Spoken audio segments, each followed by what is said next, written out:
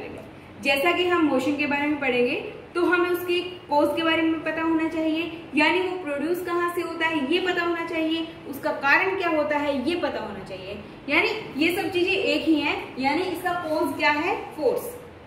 तो मोशन का कोज क्या है, दैट इज फोर्स। अब हम फोर्स के बारे में थोड़ा सा जान लेते हैं।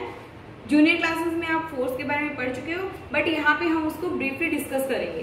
फोर्स क्या होता है, ये एक्सटर्नल एफर्ट होता है जो कि पुश या फिर पुल की फॉर्म में होता है, जो किसी भी ऑब्जेक्ट की पोजीशन और डायरेक्शन को चेंज कर देगा।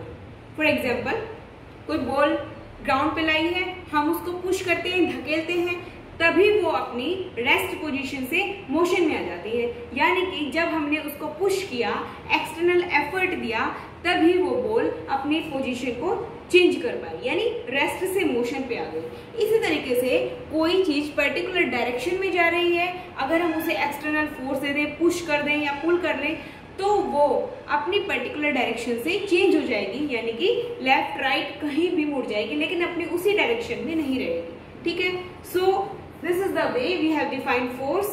Force is that external effort in the form of push or pull that changes the direction or position of an object. So we can say it is an external effort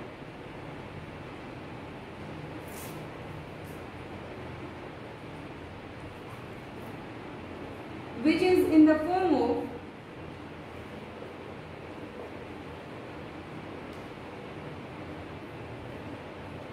push and pull,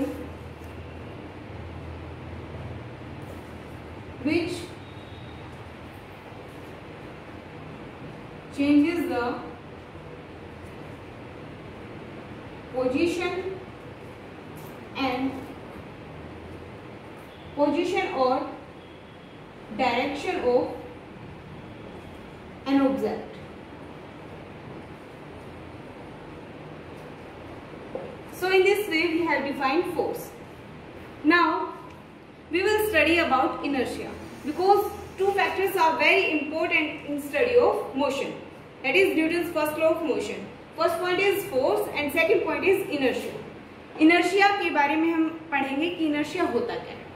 देखो, inertia एक body के अंदर की वो property होती है, यानी inability होती है कि वो अपनी पोजीशन को चेंज न कर पाए जब वो चाहे, यानी कि वो अपने आप, अगर वो स्टेट में है तो अपने स्टेट से मोशन में नहीं आ सकता, अगर वो मोशन में है तो वो रेस्ट पोजीशन में नहीं आ सकता, अगर वो रेस्ट में है मोशन में नहीं आ सकता, वो एक पर्टिकुलर डायरेक्शन में मूव कर रहा है तो वो वहां से भी अपनी डायरेक्शन को चेंज नहीं कर सकता है। ठीक है, मीन्स टू से कि ये एक इनएबिलिटी होती है किसी ऑब्जेक्ट के अंदर की, जिससे कि वो अपनी पोजीशन को, अपनी डायरेक्शन को चेंज ना कर पाए अपने आप से। ठीक है, तो वी कैन से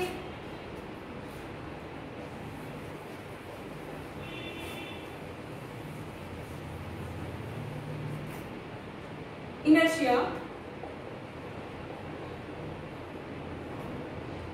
it is the inherent inability of an object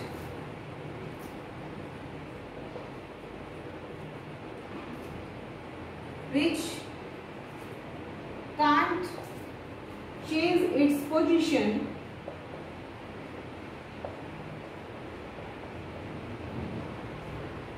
or direction by itself। मतलब कहने का क्या है कि ये किसी ऑब्जेक्ट की इंटरनल पहले से ही अंदर ही प्रोड्यूस एक प्रॉपर्टी होती है, जिससे कि कोई भी बॉडी अपनी पोजीशन को या फिर अपनी डायरेक्शन को जब वो चाहे चेंज नहीं कर सकता। ठीक है, इसके बेसिकली 3 पार्ट्स होते हैं। अच्छा, ये प्रोड्यूस कहाँ से होता है, इनर्शिया प्रोड्यूस कहाँ से होता है, यानी आता कहाँ से है, ये कहीं से भी नहीं आता, ये बॉडी के अंदर पहले से ही प्रेजेंट होता है। 3 पार्ट्स को हम मिलकर पढ़ेंगे। First is inertia of rest, second is inertia of motion. Third is inertia of direction.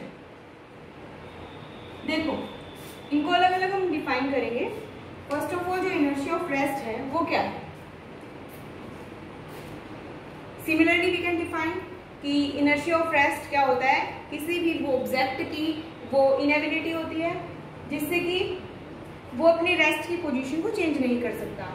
ये भी किसी की ऑब्जेक्ट की वो प्रॉपर्टी होती है कि वो अपनी स्टेट ऑफ मोशन को चेंज नहीं कर सकता है। Similarly we can define inertia of direction कि कोई बॉडी पर्टिकुलर डायरेक्शन में है तो वो भी अपनी डायरेक्शन को चेंज नहीं कर पाएगी। एक एग्जांपल के थ्रू भी समझ लेते हैं।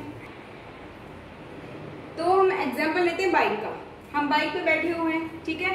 जो इसका लोअर पार्ट है ये बाइक के कॉन्टेक्ट में, सीधा कॉन्टेक्ट में, यानी हम एक एक्सटर्नल फोर्स देते हैं। देखो कोई भी बॉडी तभी मूव करेगी या फिर कोई भी बॉडी अपने डायरेक्शन को, अपनी पोजीशन को तभी चेंज करेगी जब हम उस पे एक्सटर्नल फोर्स लगाते हैं, ठीक है। अब हमने यहाँ पे ये रेस्ट पे है, इसको मूव हम कब करा सकते हैं? जब इसको कोई एक्सटर्नल फोर्स प्रोवाइड करेंगे। एक्सटर्नल फोर्स हम यहाँ पे किक से प्रोवाइड कर रहे हैं। हम किक लगा रहे हैं तो इसमें फोर्स प्रोवाइड हो रहा है इंजन में, तब वो बाइक है स्टार्ट हो जाएगी मोशन के लिए, मतलब मूव होना स्टार्ट हो जाएगी। तो हमारा जो लोअर पार्ट होता है ना वो डायरेक्ट कॉन्टेक्ट में होता है किसके? बाइक के डायरेक्ट कॉन्टेक्ट में होने के कारण ये भी इंस्टेंट ऑफ टाइम मोशन में आ जाता है, यानी बाइक मोशन में आ चुकी है और जो हमारा लोअर पार्ट है वो भी मोशन में आ चुका है। बट ये जो हमारा अपर पार्ट होता है ना ये रेस्ट पोजीशन में होता है, ये तो डायरेक्टली कॉन्टेक्ट में नहीं है बाइक के साथ। तो ये क्या करता है, अपने आप तो ये चेंज नहीं कर सकता अपनी पोजीशन को, यानी रेस्ट से मोशन में अपने आप नहीं आ सकता।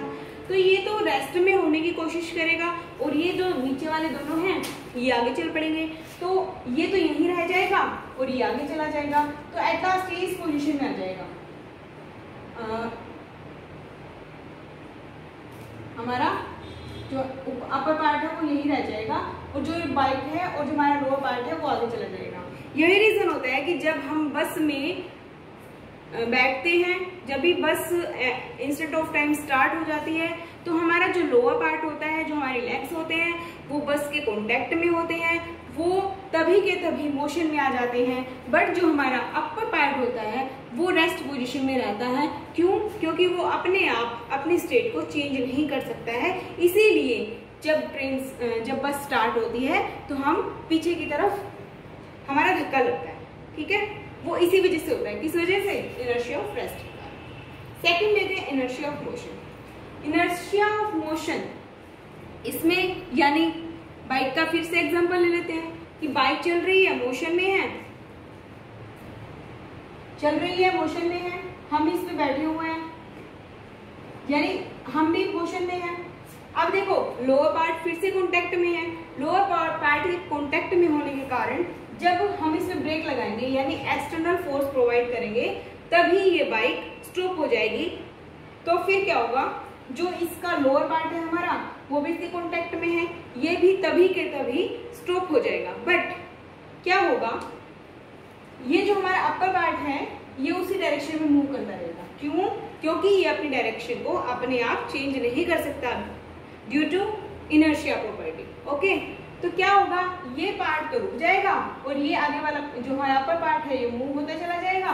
तो यही कारण होता है कि किस पोजीशन में आ जाएगा, ये हम इस तरीके से आ जाएंगे, मतलब थोड़ा सा धक्का हमारा अगली तरफ लगेगा।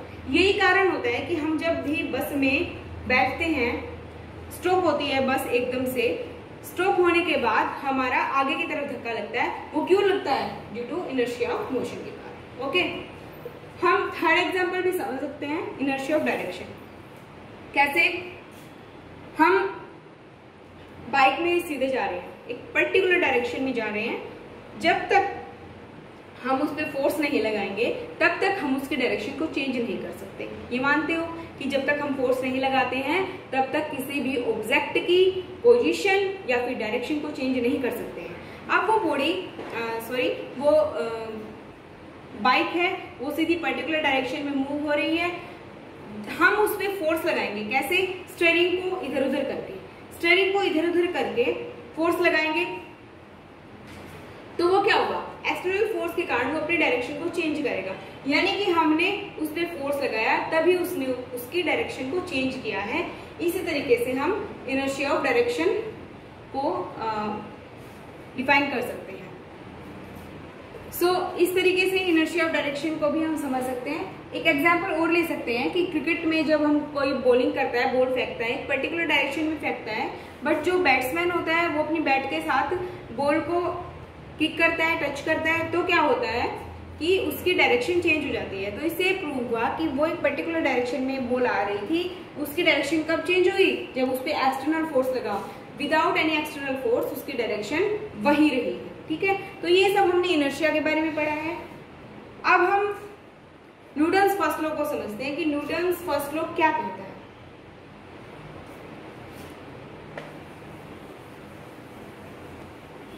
देखो, according to this law a body continues to be in rest or in motion or in a particular direction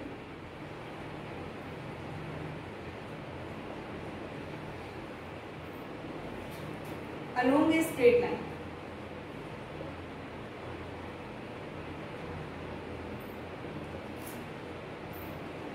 Unless an external force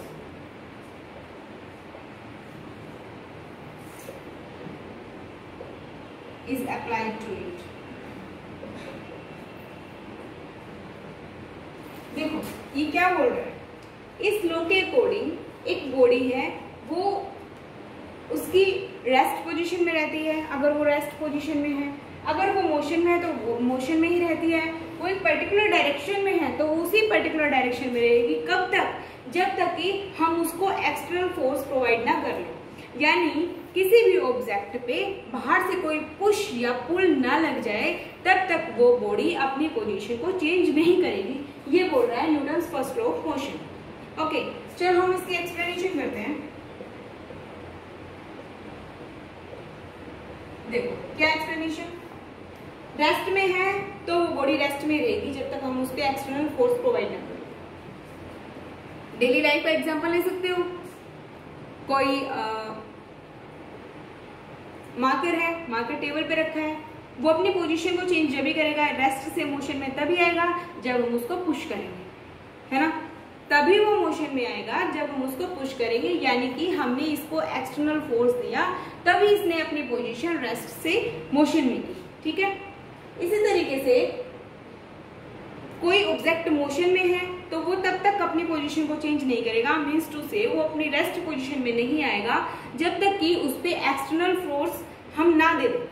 जैसे बॉल है, बॉल ग्राउंड पे है, हम उसको किक करते हैं, किक करने के बाद वो थोड़ी दूर तक आने पर स्टॉप हो जाती है। क्यों?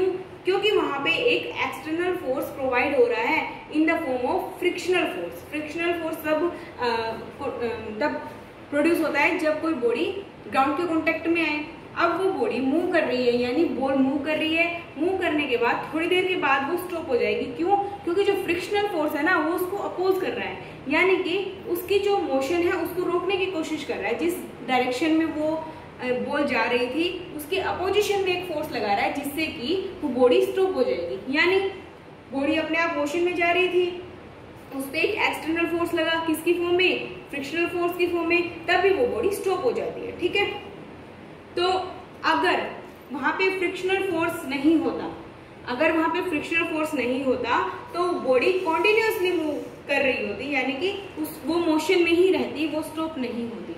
तो यहाँ से ये होता है कि कोई भी बॉडी अगर मोशन में है तो वो स्टॉप तभी होगी जब उस पे एक्सटर्नल फोर्स लगेगा।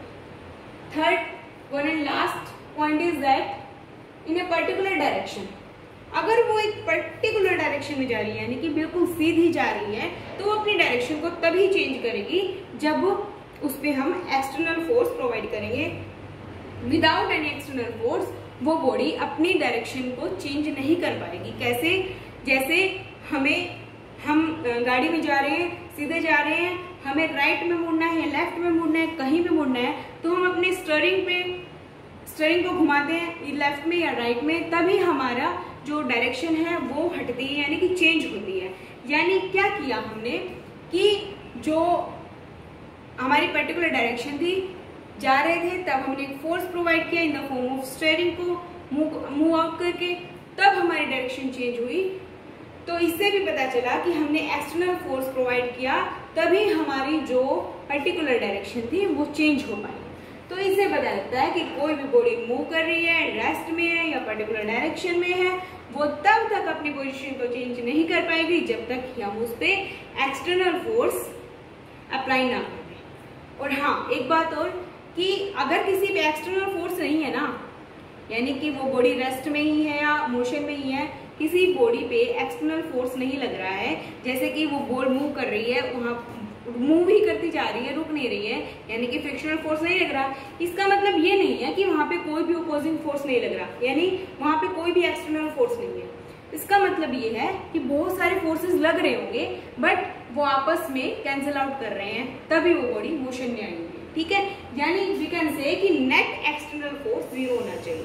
ओके, सो हमने किया फर्स्ट लॉ ऑफ मोशन और आई थिंक आपको क्लियर हो चुका है कि Newton's first law of motion क्या था।